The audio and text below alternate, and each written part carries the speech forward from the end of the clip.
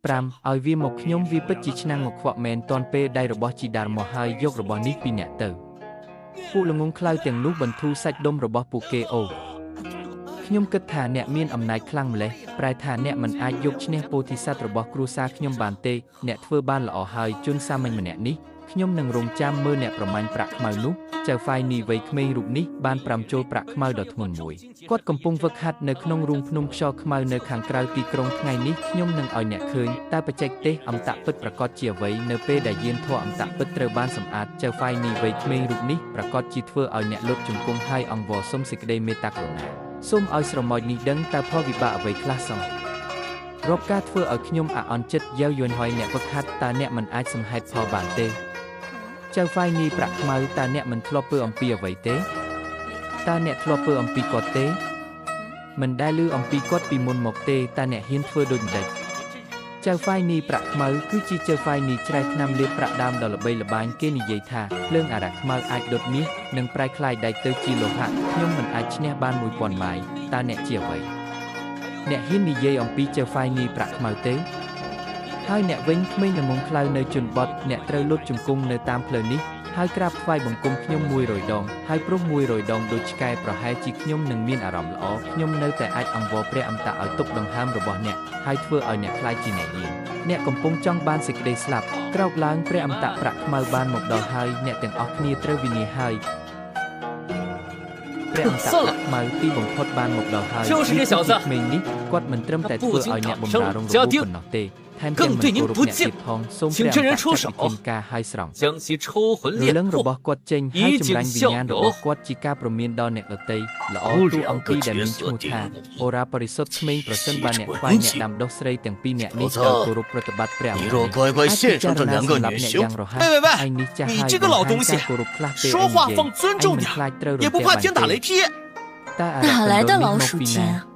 也配自称真人？跳梁小丑。不知死活！牙尖嘴利，待本真人擒下你们，自有办法收死！杀死他！សម្រាប់វាចោលអ្វីអ្នកចម្បាំងប្រុសរបស់ខ្ញុំគិតថាឯងមានអំណាចខ្លាំងម្ល៉េះមនុស្សដែលអ្នកបានហៅមិនល្អជាងនេះប៉ុន្មានទេមនុស្សពិតយើងខ្មៅតើអ្នកឈរនៅទីនោះដើម្បីអ្វីសម្រាប់អ្នកឲ្យលឿនទៅមនុស្សសាមញ្ញអារៈមកពីរុនកណ្ដោកុំចេញមកធ្វើឲ្យខ្លួនឯងខ្មាស់អៀនអីអ្នកទើបតែនិយាយថាអ្នកនឹងឲ្យខ្ញុំធ្វើជាអ្នកបម្រើលើចង្ក្រានរបស់អ្នកមិនអាក្រក់ទេការអាចបម្រើខ្ញុំបានគឺជាសំណាងល្អរបស់អ្នកអារៈស្រីចុះចូលដោយស្ដាប់បង្គាប់ខ្ញុំប្រហែលជាទុកដាននៃភាពវៃឆ្លាតរបស់អ្នកឲ្យអ្នកខ្ញុំមិនអាចទ្រាំទ្របានទៀតទេរាងកាយរបស់ខ្ញុំនិងការហ្វឹកហាត់សុទ្ធតែជាប់គាំងតើអំណាចអរូបីប្រភេទនេះជាអ្វីទេការហ្វឹកហាត់របស់ខ្ញុំនៃការខិតខំធ្វើការ500ឆ្នាំតាមពិតវាត្រូវបានពន្លាយដោយការយល់ច្រឡំនេះតើសត្វចម្លែកប្រភេទនេះជាអ្វីអូព្រះជាម្ចាស់ឲ្យអ្នកនិយាយធំណាស់ប៉ុន្តែតាមពិតវាជាអារៈកណ្ដោគ្មានអ្វីចម្លែកទេដែលជំរករបស់ខ្ញុំនៅតែខាត់អង្គប្រយុទ្ធនឹងសត្វចម្លែកចាប់អារៈកណ្ដោឥឡូវនេះដល់វេអ្នកហើយឲ្យលឿនលេងខ្ញុំទៅបើអ្នកហ៊ានប៉ះខ្ញុំអ្នកស្លាប់ហើយម្ចាស់របស់ខ្ញុំស៊ូនជីហ្វេគឺជាម្ចាស់នៃវិមានឈីងយុនបើអ្នកហ៊ានប៉ះម្រាមដៃតែមួយរបស់ខ្ញុំអ្នកនឹងត្រូវម្ចាស់របស់ខ្ញុំហែកជាបំណែក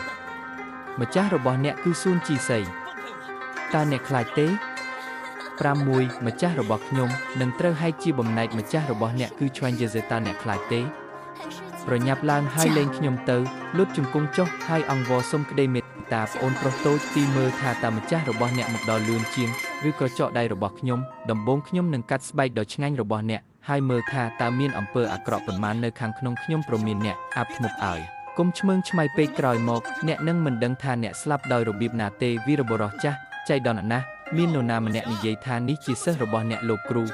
រូសូមជួយសង្គ្រោះខ្ញុំផងអ្នកទាំងពីរនោះជាអាប់ធ្មប់សម្រាប់ពួកគេឲ្យលឿនប្រញាប់ឡើងវាជនចាស់កុំប្រញាប់ទៅណាមកផឹកតែមួយពេងសិននេះជាចៅហ្វាយដែលអ្នកកំពុងរកមែនទេគាត់ហាក់ដូចជាមិនសូវចង់និយាយជាមួយអ្នកទេនោះគឺជាចៅហ្វាយហេតុអ្វីបានជាគាត់រត់ចេញភ្លាមនៅពេលដែលគាត់ឃើញមនុស្សទាំងនេះ ចៅហ្វាយរបស់អ្នកហាក់ដូចជាមិនមានអំណាចដូចអ្នកនិយាយទេឥឡូវនេះអ្នកអាចទៅស្លាប់បានហើយតើអាកាសធាតុបែបនេះយ៉ាងម៉េចដែរលោកគ្រូ10000ឆ្នាំទីបំផុតខ្ញុំត្រឡប់មកវិញហើយផ្លែឈើស្រស់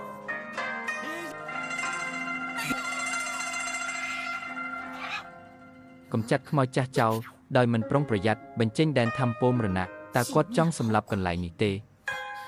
如此肆无忌惮地释放死体